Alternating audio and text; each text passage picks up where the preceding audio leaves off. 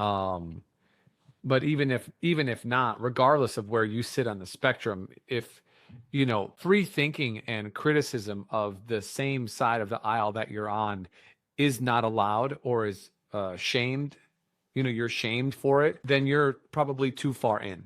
Whatever it is, it doesn't really matter, right? You're too far in.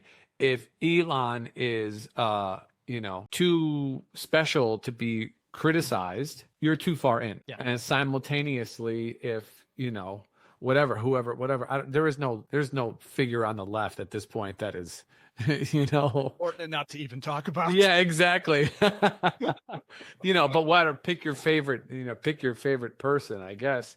If they're too much, too big or too sensitive or whatever to be criticized, and you find that people who you normally would share views with are antithetical to even hearing that kind of criticism, then you're too far you're too far down that road either. So the goal is to highlight some of these things to free one's thinking.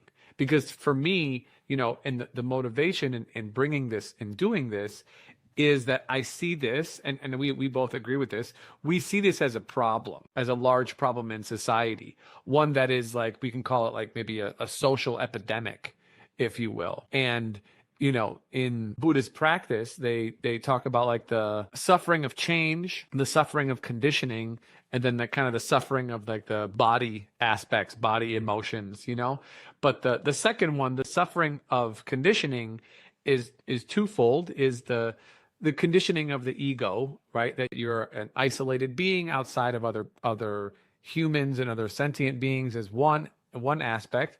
But then the sort of meta aspect, it's the conditioning of your family, it's the conditioning of your gender, it's the conditioning of society.